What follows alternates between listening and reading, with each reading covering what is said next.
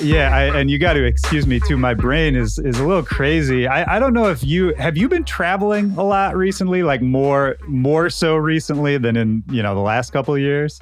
Yeah, of course, 2020, everything, the thing that happened. So yeah, like this is the last couple of months has been it's getting like to the point where it's happening more often, like every weekend's gone and whatnot. Yeah, it's getting a little bit, I think you're a little busier than me right now, but it's getting a little bit more like that for me too. And I'm having trouble. I used to be great at this, like flying somewhere for the weekend, coming back just on Monday, getting to business.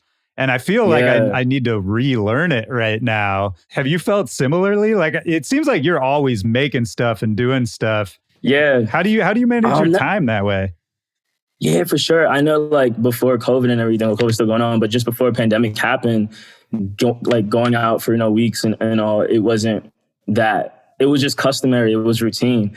And now getting back into it, it really feels like, I got to really adjust my mind, my body to like get back into it, not be socially awkward and really just feel like it was before. Yeah. But I definitely understand what you're coming from because, sometimes I'm like, all right, I get back home. That's like, all right, how do I start the week? Like, am I going out? Like, even being on the airport is kind of feels like ancient, Yeah, I know what you mean, man. It's funny you said too, like, how do I not be socially awkward? That's another thing I didn't used to have to think about either. But yeah, I remember especially the first couple of times I was going out, after lockdown and all that. Yeah, I was acting like a weirdo, man. Nah, you're not the only one, bro. No, for sure. But it's just funny how we're all kind of relearning how to do all of this. I mean, it also kind of feels like, do you think anything has changed like career-wise for you in the last couple of years? Because I feel like the videos you've been doing have been going so crazy. And all the new music has been, excellent. And it seems like you've really kind of maximized this weird time we all went through. Yeah, for me, I think the difference between now and before is that everything I'm doing is super intentional. I'm really trying to like lock in, dial in, and really have to do everything for purpose. Because before I was like, I can do something and let's see what happens. Just like playing darts, you throw something at the dart and you see what sticks the target. But now it's like, all right, I'm going to be super calculated and definitely intentional for every action I do. And if something doesn't work out the way it is, like, all right, go back to the drawing board, but still kind of have a vision and a goal at the end. But before, things were kind of like just really trying to see what happens and what sticks. But now I'm really trying to really focus and like really trying to like because time is money. And it's like, after we went through, it's like, all right, we got to figure out what it is that we're trying to achieve. Man, yeah, I couldn't agree more. I mean, for you, have you kind of narrowed in on what that is for you? Like what specifically you want to achieve, what you're trying to carve out with everything you're doing? Yeah, so for me, like I've been at it and really trying to, I think now I kind of really got a momentum and kind of got my sound after years of trying to discover it. And for me, like fitting into a genre was never really my thing. I've always had a love for dance music and that's where I come from. But for me, it's like now I'm really trying to make my imprint on it and really trying to explain like the inclusion of those that aren't really included as they should be. So I'm really trying to make a stand for it, but not let that be the forefront because at the end of the day, we all love music. So I want the music to speak for it. So I might not be as outspoken as others, but I really want my music to speak for it, Yeah, man. I mean, there's something I've talked about on this show a few times before is the idea of, partying with a message or like partying for a purpose, that kind of thing. And it's a hard line to navigate, but I think you do it really well. And I think when it's done really well, it's kind of like the best kind of music, Yeah, for sure. And I think we can, even just looking historically, I mean, there's so much incredible, whether it's protest music or whether it's just music talking about what's going on in that day or that era. I mean, the classics, the best of the best, we still talk about it to this day, Timeless, yeah, for sure. It's crazy, man. And are you from Harlem originally? Is that right? Yeah, I'm born and raised in Harlem, New York. Man, yeah, so I mean, sure. I'm in LA now, but I'm Harlem. Yeah, still repping. Yeah. Yeah. Because Harlem, I mean, you want to talk about like musical history and legacy and all of that. How much of that was around you when you were a kid? Like, was music a big part of your childhood? Yeah, music was everything for me. Essentially, like go out in the streets, you just hear music, you see music, you hear about the Harlem Renaissance, you just hear about everything going on, and it has such a rich history. So that was like ingrained in me as a child. Just growing up, my grandparents playing like records, and just I've always like loved music. I didn't always know that was my calling, but at the end of the day, it was just always around, and I couldn't leave it.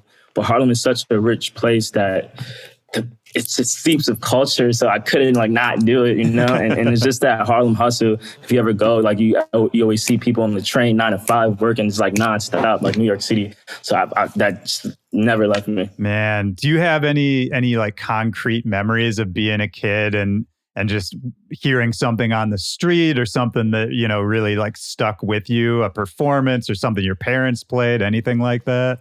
Yeah, I remember block parties going on. I remember just hearing songs for the first time on vinyl getting spin. Just even, not vinyl per se, but just like having the DJs like that carry vinyl and just playing that out. It's just memories I've just always ingrained in me. Just seeing like the vinyl that has like the old Motown logo, things just pictures and visions that just never leave me. Man, yeah, And hear my mom talk about like Paradise Garage in the 80s and Larry Levan. It's just like, it was just like something like, yo, you know what? Like, because hip hop, of course, was popular, but I've always gravitated towards house and dance music. So I always wanted to bring that New York flavor to it. Yeah, man. So was your mom, she was going out to Paradise Garage and she was in that scene a little bit? She was young at the time. When she would tell me the stories, my dad would tell me stories, and they just was like this would happen in the 80s. And I was like, wow, you know, and I've always loved that. I always loved like the vintage, talking about like how things were back in the day. And, you know, and then I kind of try to implement that with the feeling of my music now. Yeah. I mean, I could even draw some parallels to the way you flip samples and all of that. Exactly. Too. Yeah. Yeah. Because the way you do it, man, there is, I don't know, maybe you can tell me, but I haven't been able to put my finger on the way specifically that you can take a sample and flip it in a way that feels so modern, but so classic at the same time. Like there's like a warmth to a lot of what you do that it's hard to talk about in technical terms, but it's something I think that just you feel through a lot of your music. Yeah. So for me, like I love Dilla, like just that old like Detroit type of vibe. And I kind of like want to, I'm using that in a house way. So, you know, like no quantize and just kind of have that real feeling. I still use like a machine and just, you know, program my drums. So I try to like keep that real feeling when it comes to that as well. So yeah, that was my next question is, you know, if you're in the studio making the next single or whatever, you're still playing the drums live, all of that? Yeah, like I bring my machine to sessions. I take a little different approach when I'm making my remix and my flips to my originals. You know, my originals are more refined and it has, that sound you need for Spotify and Apple Music. Yeah. But, when I'm doing my flips, on Instagram and whatnot, like I kind of give it that raw feeling. How did you, I'm jumping around a little bit, but I mean, how did you start doing that in the first place with the machine and the finger drumming, the pads, all of that? How did that come into the equation? So for me, like I was, putting out songs and whatnot, like on SoundCloud, Spotify, and doing that, right? But I didn't feel like I was hitting the audience. I didn't feel fulfilled. Felt like my story wasn't getting told enough. And, I was seeing people get the shows, the festivals, and things weren't happening for me at the moment. And I was like, how do I brand myself? How do I do it differently? And this is like late 2018. I'm just trying to figure out. And then one day I did a flip of a track on a machine on my desk, and it was cool. It just reminded me of like seeing, there's something called Smack DVDs. Oh yeah, that was like back in 2000s. DVD, there was a video that had like Just Blaze, the Heatmakers, and they were doing it. I'm like, yo, I love that, but I don't see anyone doing it. So I kind of did that, and then next week I did another one on my rooftop, and it was raining, and it was just a vibe, and that just took off. I woke up and social media, it was like a lot of notifications, and then I was just like, you know what? Let me just consistently do this. And then I just kept doing it every Monday. And I just kept building that. And then I started to get a following off of that. And then, and that's how kind of like that momentum came. And I'm still doing it to this day. So how long have you been doing it now every Monday? I mean, from 2018 to 2019, I was doing it every Monday. Yeah. And then, then late 2019, 2020, I kind of stopped. And then, because it was a lot, going to different locations, shoot the video, make it remixes. It became a lot. I was thinking about that. People don't understand how much effort it takes to make a 60-second cool looking video, especially every week. That's a ton of time. Yeah, so and also like from when I started in 2018, I was doing 60 seconds. And then I feel like not right now, 2022, the audience span, people attention span is so short. Yeah. So now I'm doing 10, 15-second ones and people love that. So I'm changing to the times. Like you got to innovate, you got to stay relevant. So you got to really figure out how to change. Things are already changing on social media, how things were in 2018. Things are completely different now in 2022.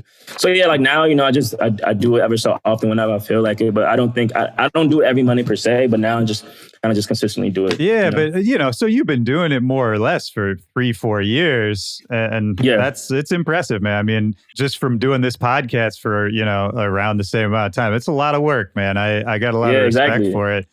And it's interesting too. I wanted to ask you, like, having viral videos and having that audience, have you been able to, I mean, clearly you have. I guess my question is, how have you been able to sort of translate that into interest in you as an artist, you as, a touring artist, someone would go see live or stream their song, all that? Because I think it can be really hard when you kind of have like a viral audience or an audience who just knows you for this one thing to translate that into like IRL, effects that you can see in your life. How have you been able to do that? Yeah, that's like the puzzle. That's like the golden ticket, is really converting the fans that like me for my remixes to appreciate the originals. So that's something I'm constantly trying to put together and tie in.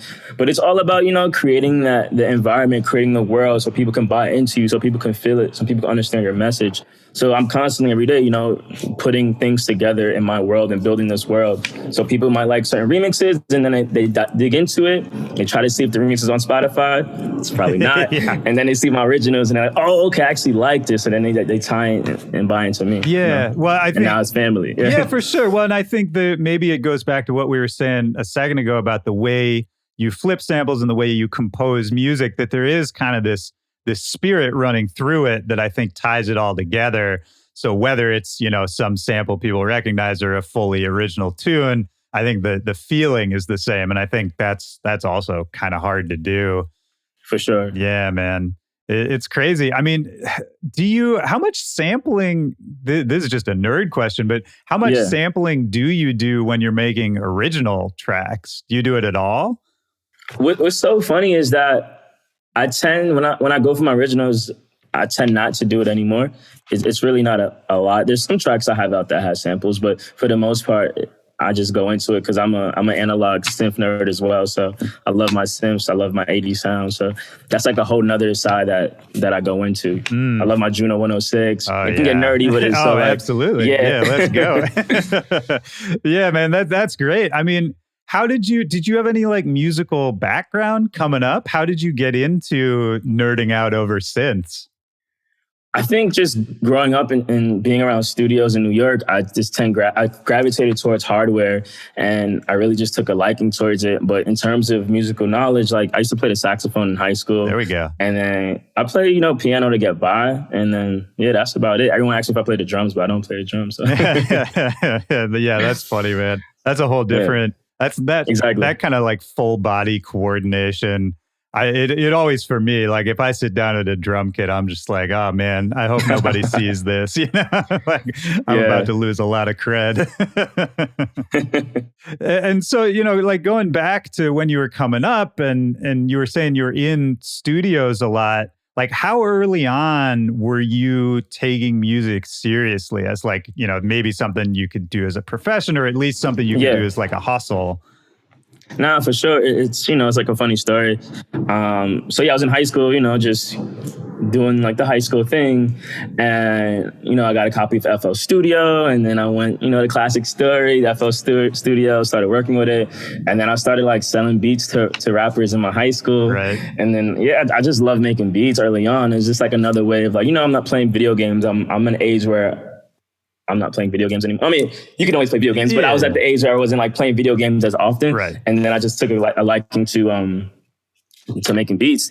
And then I used to make beat CDs, sell my beat CDs. And then like this one guy heard it and he's like, yo, my father's an A&R. So I'm like, all right, cool. And then the father called me And that was my first time at a studio, and I was like 16. And then ever since then, I'm like, you know what, this is where I need to be. I love this setting. I love this energy.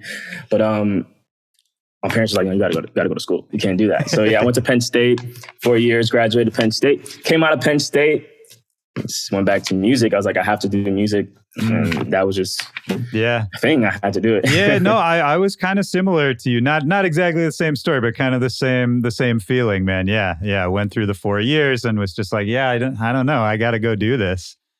Yeah, I had a digital marketing job. I was doing like PR. I was just doing all these things, but it was like, you know what? This is not for me. I would do the 9 to 5 and go to the studio at night and then go back to job, and I was tired. Like, I gotta do this. I gotta make a living out of this. Man, yeah, that's such a crazy time too, because you never know. I talk about this all the time. It's like when you're young and you're hungry for it, you're trying to do everything, right? And you don't know if any of it's gonna work.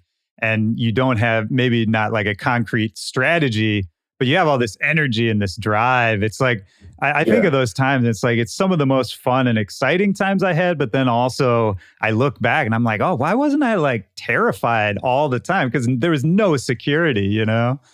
Exactly. And us, like, you know, there's not like a set blueprint on how to do it, right? Because there's so many ways we can go about it. And our parents are probably like, you know, that career, you know, isn't, I mean, it's not how it is now, right? Right. So it's, you know, it's a shaky, it's an uncertain thing. And, you know, we took that risk. We both took the risk. So. Yeah, for sure. And it didn't, the funny thing is, I don't know if you feel me on this, it didn't even really feel like I was choosing to take a risk. I was just like, no, this is the only choice, you know? Yeah. Like, exactly. It was the only choice. And, you know, you have those weeks, those months where it's really good. And you have those times where it's like, yo, like, I want it to be good again. So yeah. Right. Yeah. I mean, yeah, it helps once you get that first taste of something good, because then you at least know it's possible. Yeah. Am I right? I read somewhere that one of your early, like when you were making the beat CDs and all that you ended up in a studio with Puffy. Yeah, that was the first session I had. That was the first one? God, that's crazy, man. Yeah, so that was it. That was the first session I had. So I was like, you know what? I mean, I think I'm at the right place at the right time. Like, I think if this isn't a sign, I don't know what is. Yeah, man. How old were you? I was like 16. That's crazy. What do you, I mean, I'm sure you remember. What was that experience like? Like, as much as you want to share about it, just like being in the studio, going from like total bedroom to like full professional level. Yeah, seeing the full SSL board and seeing all that, and then having a chance to play my beats and just letting them like listen to it. I was like, wow, like this is, I got something. So it was just what you need to really know, like, yo, you're doing the right thing. Like, this is your calling. This is the right thing you're supposed to be doing. It was just the inspiration, like an idol. You seeing your idol in front of you doing what he does. It's not on TV, but in real life, it's just, man, it was clear as day. Like, you know what, this is what I needed to do. Yeah. Did he say anything or talk to you much, or did you sort of take away anything from that? I was just a sponge in the wall, man. I was just taking away. I was looking at the environment, the dynamics, the way people were just working. I was just taking it all in. Yeah. No, that must have been, it's super inspirational, man. It's yeah. And so, you know, the dance music side of it, like if you started off making beats for rappers and the beat CDs and all that, when did the dance music part come in? Like, were you hearing dance music alongside the hip hop and all the other stuff like growing up, or did it come in a little later? I think like I've grew up listening to always, I don't think I necessarily knew what it was, but I was always interested in like funk and disco. I love the rhythm. I love the cadences. I love the beats. I love the rhythm. So like it was always around. Like the calling things genres wasn't really my thing. So I didn't know what it was. Yeah. But in terms of like this new generation of like where we're at right now, I went to Native America, I believe in 2013. And I seen Skrillex perform on a spaceship, bro. And I was like, yo, what is that? Like, I need to be up there doing that. Man. So that kind of like completely like changed everything for me once I discovered him. And then it was around the EDM trap era. Legendary. You already know man. how that goes. Oh, so when the SoundCloud started booming, I was like, you know, I got to get my hands on this. And that's when I just started like kind of like rebranding and like not being that producer. Like, how do I brand this as a producer, DJ, artist? Yeah. And that's where it happened for me. Man. That's where the love for happened for me. Yeah. And were you still in New York at that time? Yeah, I was in New York at that time, and uploading to SoundCloud, just hitting the blogs, doing everything I needed to do. Yeah, man. Well, I was gonna say New York at that time had a crazy scene too. Mm-hmm. Like I know you ended up working with Fool's Gold and all of them, who are good friends of mine. And I think back to New York in that era when they're still doing their thing, but that movement was just crazy back in those days. I don't know. I don't even know what to call it, but yeah, there was that EDM trap thing. Before that, it was kind of like the hipster blog thing. Did you end up kind of being a part of any of those scenes a little bit or dipping your toes into it? I was dipping my toes and I would hit the events. I would hit them at decent block parties. I would do the Fool's Gold days off. And, I was there and I was just taking in like a sponge as well, like trying to figure out like, how do I get in the shows? I was always around. I was doing the events. I was doing the shows. And it was great to see. It was amazing to see. So I was definitely doing all the events and being in that scene. And is that how you kind of got to know like the Fool's Gold guys and all them just from, showing up basically? I wouldn't per se say that, but they've heard of me through that. But it was just as simple as sending my demo to A-Track and him saying, yo, like, let's do this. So that's kind of like, sometimes you got to take the shot in the dark. And it was really manifestation, man. I wrote it like, I want to be a part of this and I think that's where I need to be. And I just sent that email out and he responded. Oh, man, it's the best, man. But you're right. Sometimes, I don't know, it's just like that drive. I think you got to honor it, Yeah, it's as simple as just like writing down your goals, writing down your list, what you're trying to achieve, and just is every day taking one step forward towards that. Do you still do that?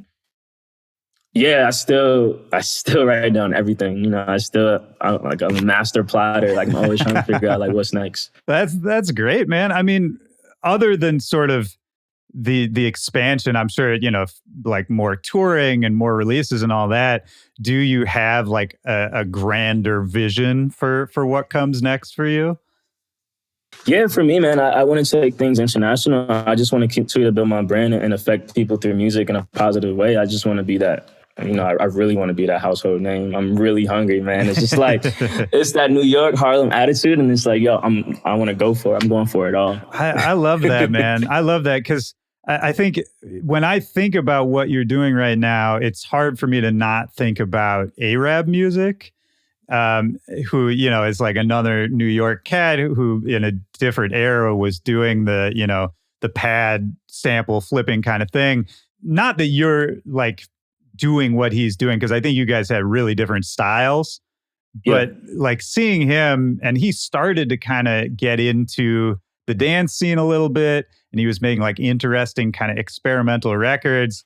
But I always felt like there's some disconnect. I never knew him, so it's not something I could like really talk to him about. But yeah, man, seeing you do it, I was like, oh, this is the way it should be done, Oh, thank you. Yeah, man. Which is not all love to him. I'm a huge Arab music fan, but yeah, it was just one of those things where I was like, man, this is like you figured out the key. I don't know what it was, but what about like Arab music and beyond him, like Dipset and other, like real Harlem, like luminaries? What kind of an effect did being from there and seeing those guys just going crazy and kind of crossing boundaries have on you? Yeah, man, it's really was just the style, the swag. It was just all like people want to be like them. Dipset, Cameron, Jim Jones. It was just like, all right, this is where you can make it. This is like where it is. This is the goal. Like everything. It was just like with such grace.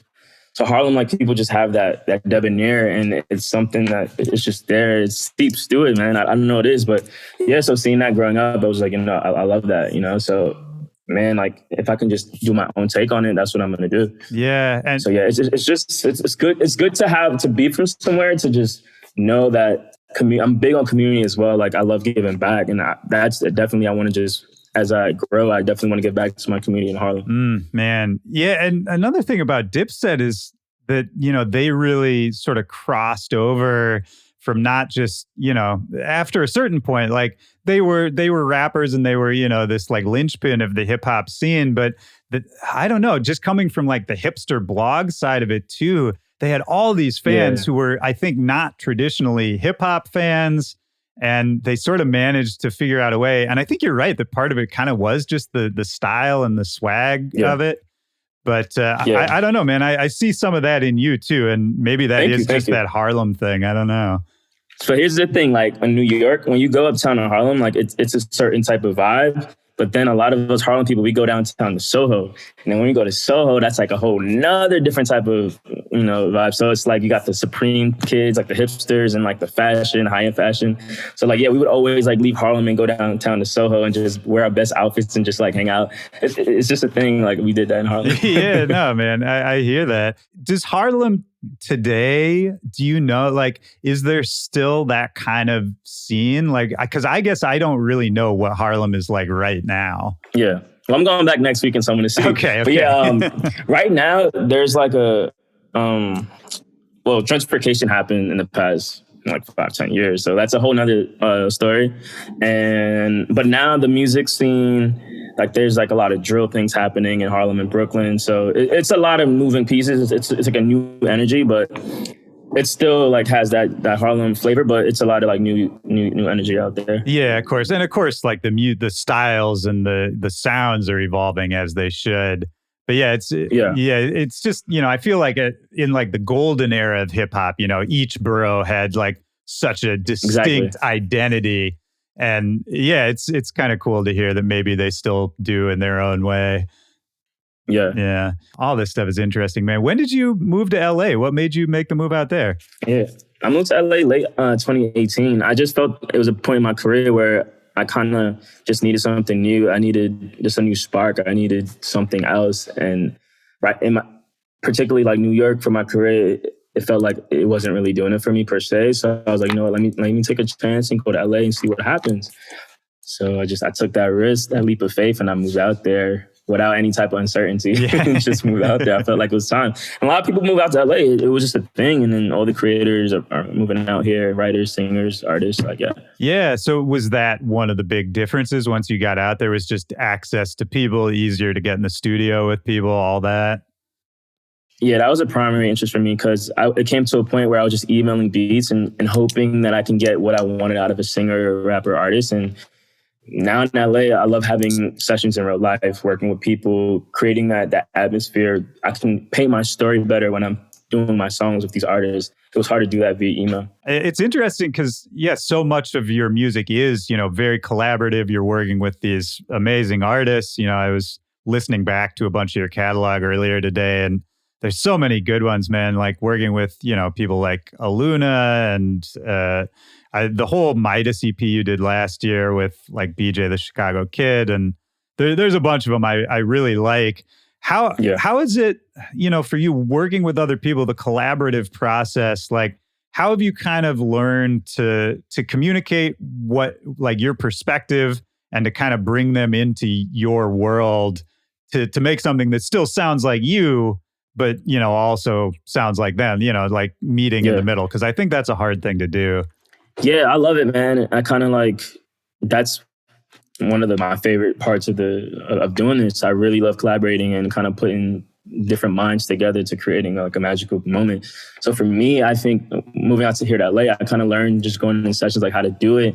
And I kind of figure out my own method. I definitely I don't like making things transactional. I really love talking to the artist like an hour before we even get to working on music. I like to see where their mind is at, where they're heading, how they're feeling, like mentally, like really asking like, how are you? Like, how's your day? Like, how do you feel? Like, I don't want to just be like, all right, so here's the 3 beats. I'm gonna load them up. Let's go. It's just never like I don't really like that. I'm actually friends with people that I work with. So I really that's how I really like approaching the situations, and a lot of good things come out of it. Do you have any memories of early collaborations you did with people that kind of taught you those skills? I mean, in New York, it's really like emails and kind of just like not necessarily getting what I wanted out of the song, right. And then if I'm trying to like edit or tell them do email, sometimes it kind of got misconstrued or things weren't really how I wanted it. But ever since I moved to LA, like these sessions really kind of like really been successful and really kind of like what I wanted. It's just trial and error and really kind of achieving that vision. Man. But yeah, I think it's really, everyone has different, work ethics. So like, different methods. Sometimes it really works with people just in that way. But I feel like for me, that's the best method. It's just in person. Yeah, man. Well, what was it like? You know, you mentioned being inspired watching Skrillex and all that. What was it like eventually actually ending up working with him and Wale and Slink when you did that record for Ausla? Yeah, that was a dream come true, man. To this day, it's like, wow, it really happened. Yeah, it was a track that I had with Wale initially. And then I heard like Sonny wanted it and he wanted to get on it. And then, man, it happened. It came out and, you know, I was very happy about it. And it was just, I couldn't really, it's hard to explain. You working like one of your idols and he just, you know, sending stems back and forth with each other and him just, you know, delivering. And I was just honored to even like have my name associated with him. So, oh, for sure, man. And Sonny's like the nicest dude ever. He really is the nicest dude ever. I talk about it so much on this show, but it's like people don't understand. It's just ridiculous how nice. Like he shouldn't be that nice for how big he is, you know? Yeah. And it was interesting too, like you and, you know, that track ended up with Slink on there as well. And I was thinking about just how close, like geographically, you know, Jersey and Harlem are. When you were coming up, or even later, like, were you aware of that movement, like the club movement down there a little bit too? For sure. Like all those people, like Jersey's like right, you know, Newark is 15 minutes away from Harlem. So I would see them. I seen the movement that they had going on, and you know, I had like my own thing going on in Harlem and downtown, and it was always just like, yo, like they're doing it out there. They're really, even with B More Club, with Philly Club, like I would see them, all those guys, you know, they're all like homies. Like, yeah, you know, they all like, we all came up together. Man, yeah, that's cool. It's cool to hear that kind of, that solidarity of it. Cause I think that, I think other movements in the past have been held back by kind of like being too protective of their stuff and not, you know, just wanting to differentiate. So yeah, that's nice to hear, man. I don't know. I love Slink. I love talking about those guys because I always feel like they never really get enough love. Yeah, like Unique, she's killing it right now. Unique's crazy. I just had her on this podcast a couple months ago, man. I love her. You know, talking about like working with Ausla and working with Fool's Gold and getting into the dance scene, the dance side of it a little more. I wanted to ask you, because I think you might have an interesting perspective on it. Like in the last couple of years, dance music, along with the rest of the fucking world, has, you know, kind of had this reckoning, or the start of this reckoning where, you know, I think we're realizing that as much as we talk a good game, things are really not as equal as we want them to be. And there are, like I was, you know, talking about the Jersey club guys and all that, like that sound influenced dance music so much, but a lot of them don't get their flowers, all that kind of thing. And, you know, I think I'm very glad that we're talking about it, and I'm very glad that it's much more in the discourse now. But do you see a difference? Do you feel a difference? Because sometimes I wonder, like, the difference between online discourse and the reality on the ground. You know what I mean? Yeah, it's such an interesting topic because, so for me per se, like, I don't really voice it a lot on the internet.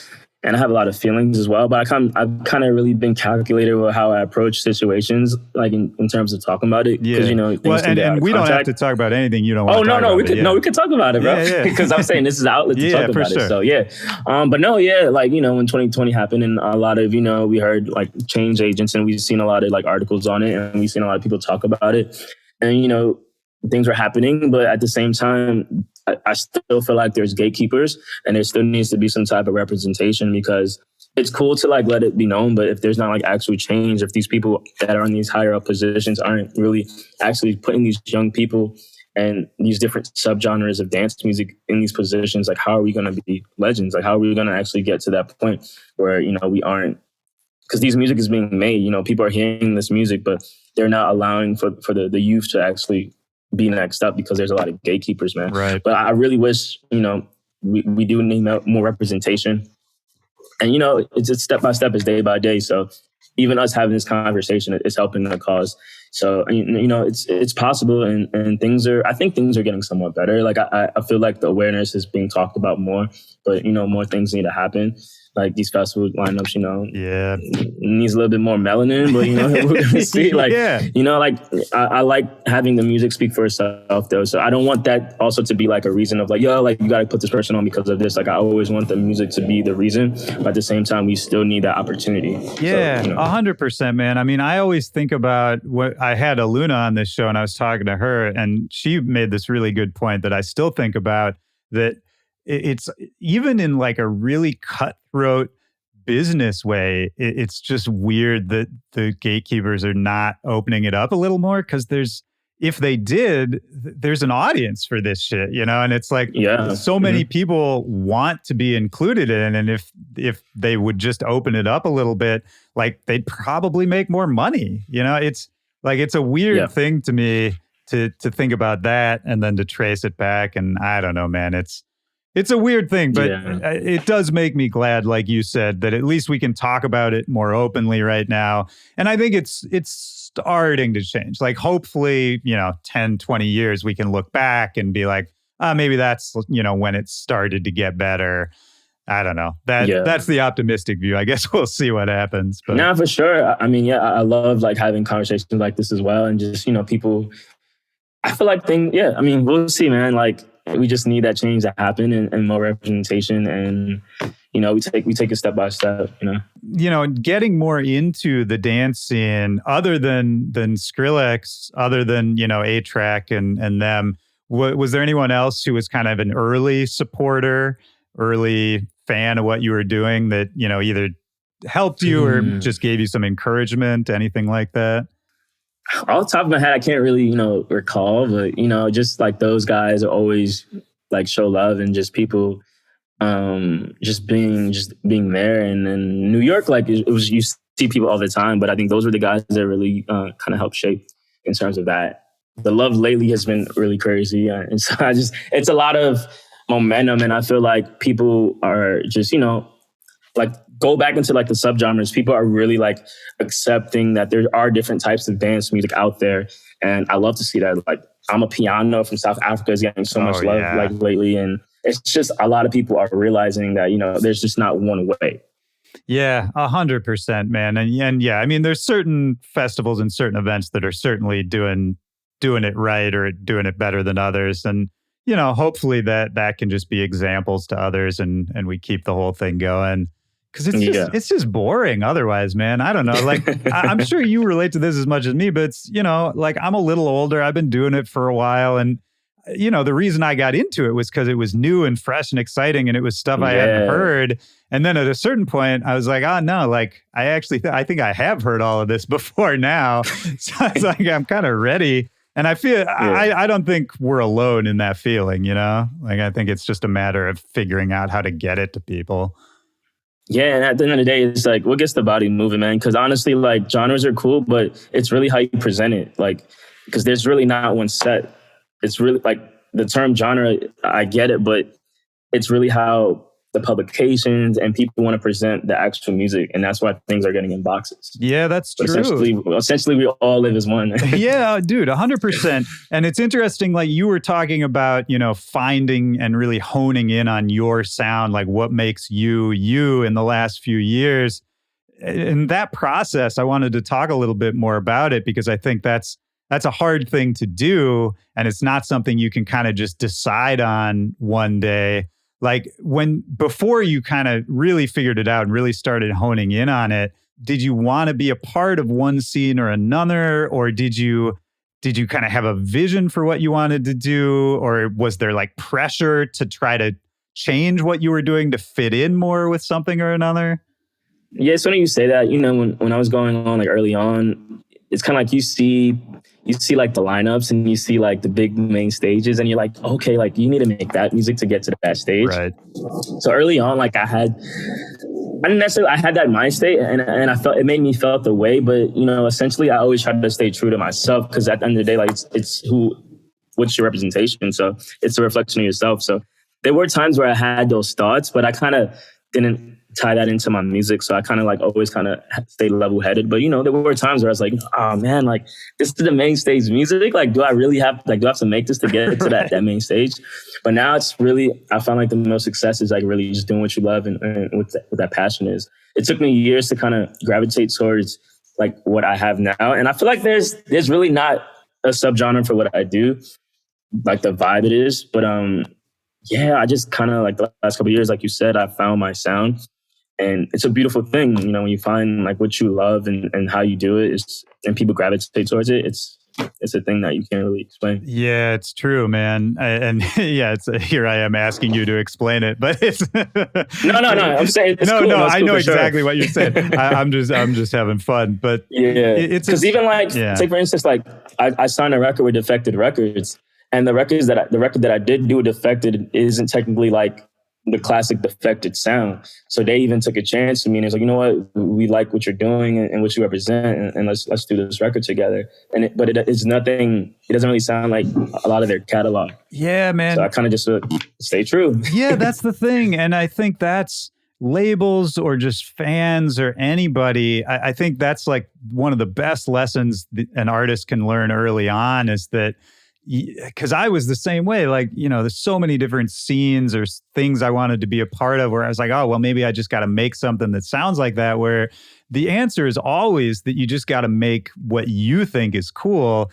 And if you really think it's cool, probably that will attract somebody. It's that kind of energy, whether it's Defected liking what you're doing or whether it's, you know, some EDM festival booking you who, you know, otherwise just like books, you know, a million like European, like big room house guys or whatever. And it's only by staying true, man. It's one of those things that sounds so obvious to say, but it's the hardest thing to like internalize when you're a young artist. Yeah, especially now there's so many DJs out there and artists out there. How do you set yourself apart from everybody? Right. That's like the main question. That's the subject line right there. If you think about it now, you know, if you're sort of confident in what you're doing and your sound and all of that, are there things you think are kind of integral to your sound? Like maybe even from like a nerdy songwriting perspective, like do you have like a process for production?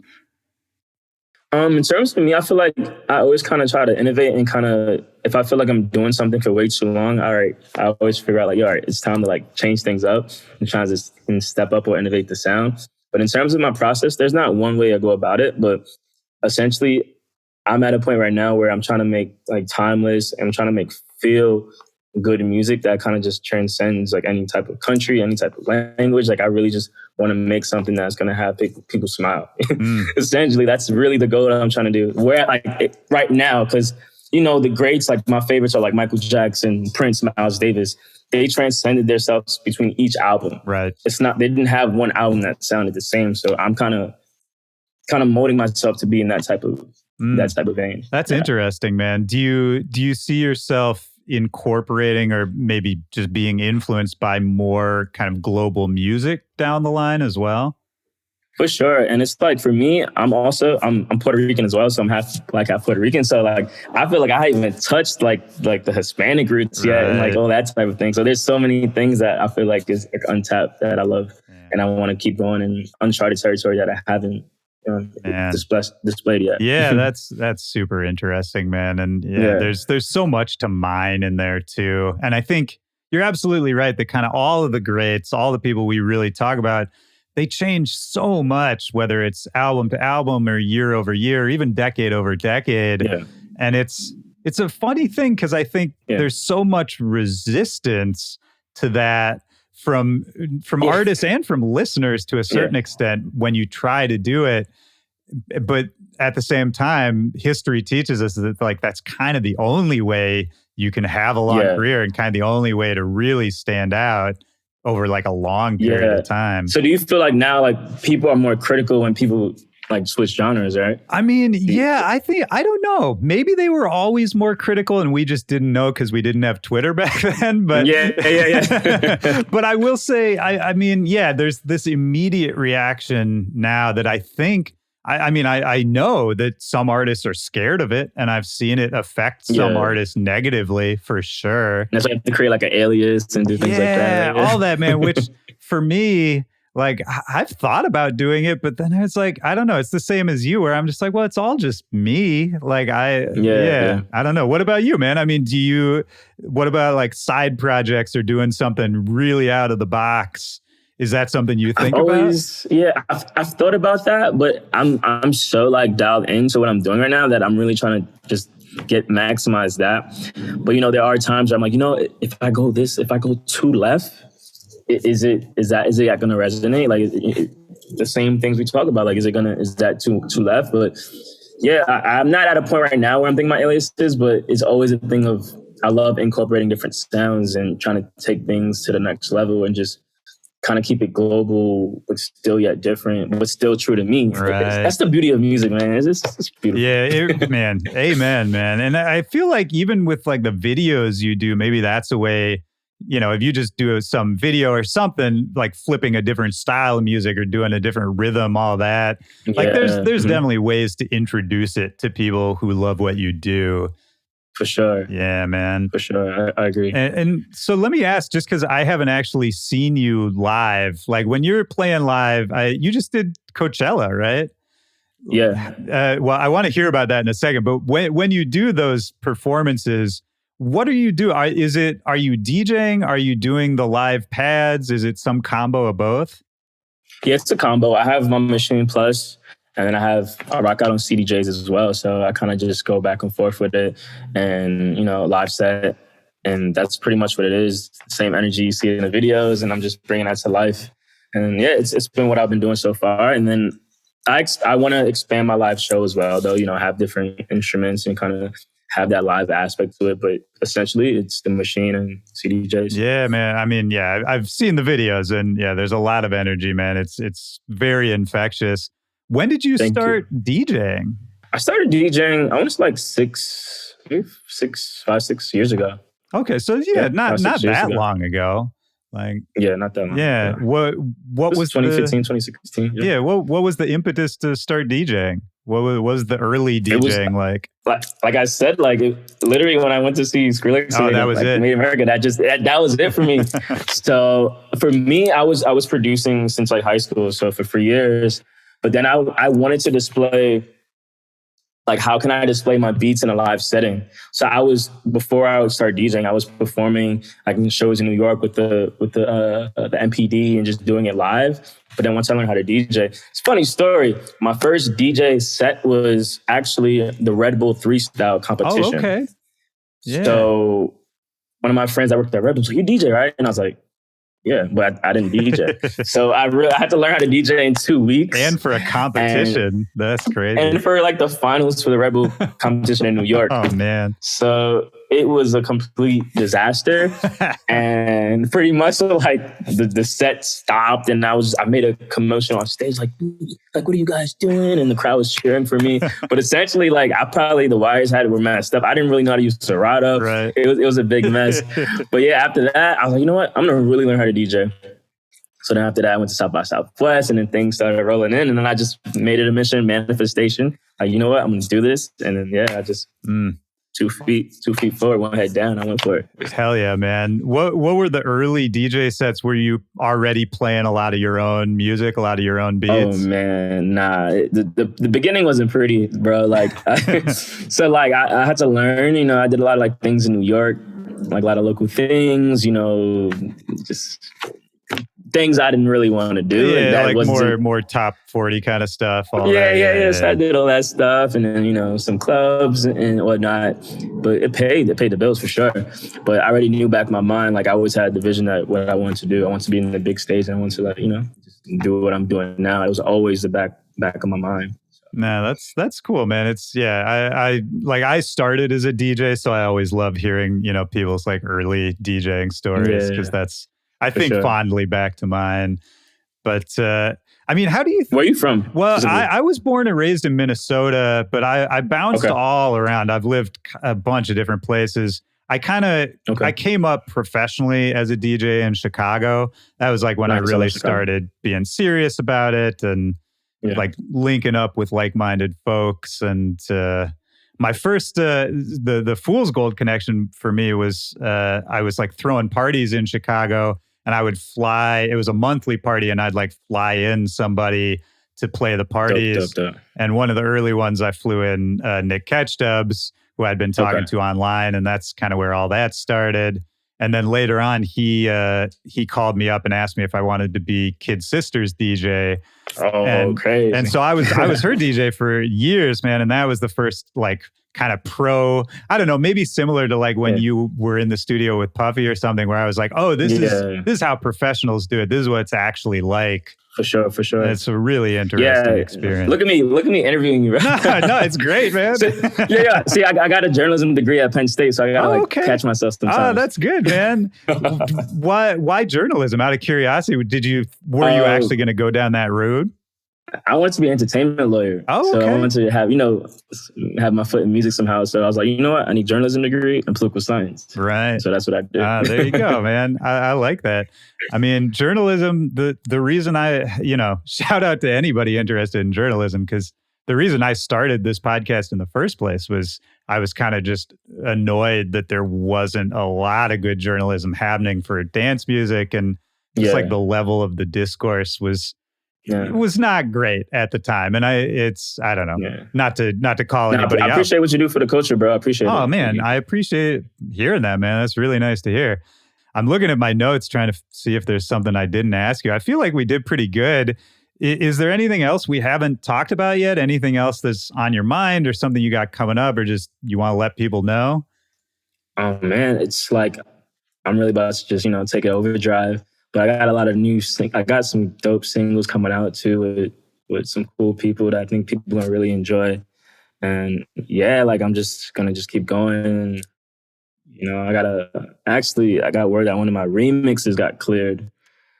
So that's gonna be pretty okay. I can't say who, but it's but a bigger one. It's one of the flips.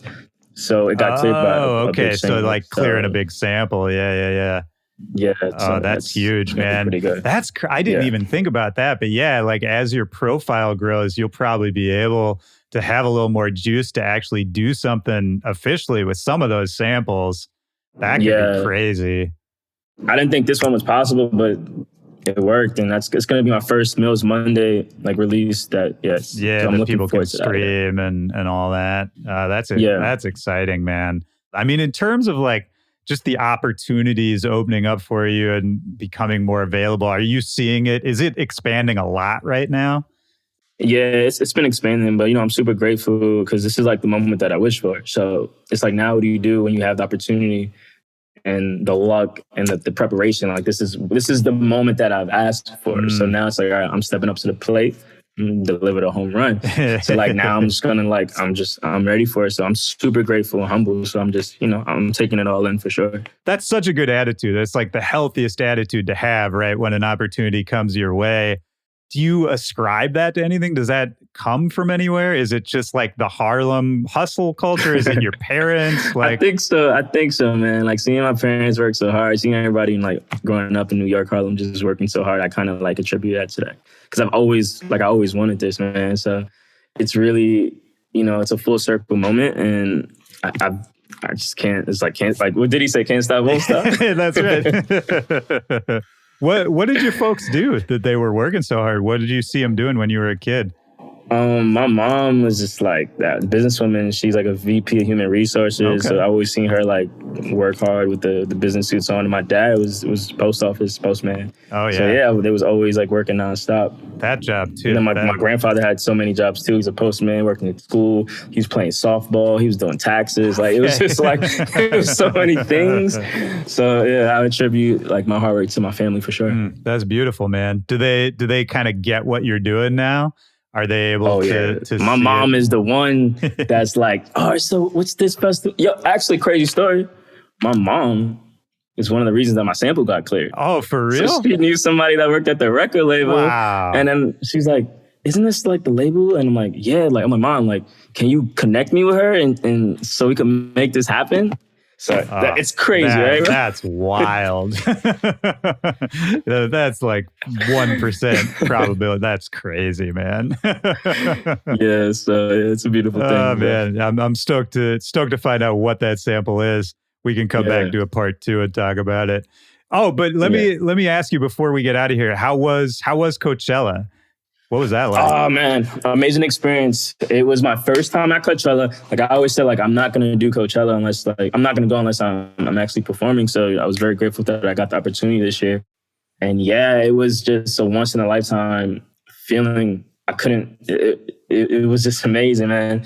I'm not gonna lie. And just to see the crowd vibing to my music, like the people like knew like the songs and just the hands in the air. It was just electrifying. And it was just a great feeling. Man. Yeah.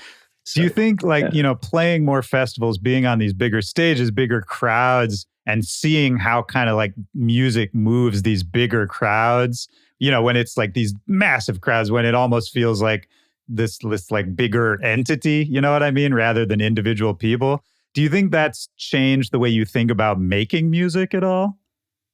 It absolutely does. Because after my Coachella set, even I was there for 3 days. I'm a student, so I'm always observing things. So I was like, I want to see everyone's set.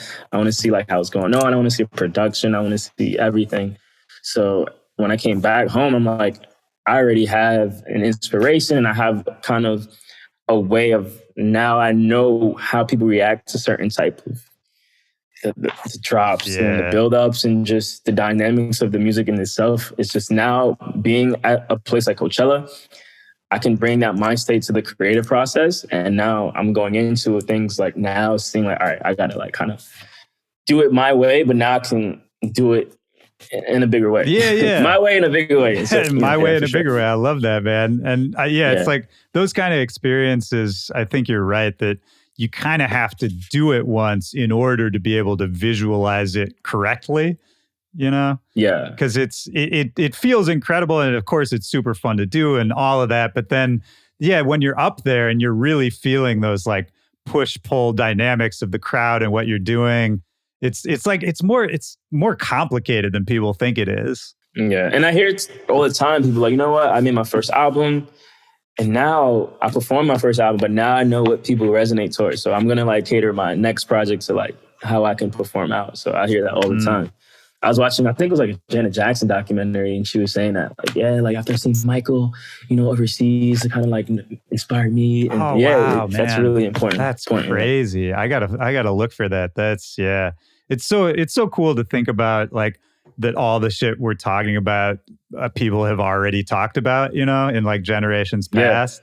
Like, I really like the idea that we're all just kind of participating in a tradition or participating in a culture that, like you said, like I'm just grateful to be doing it.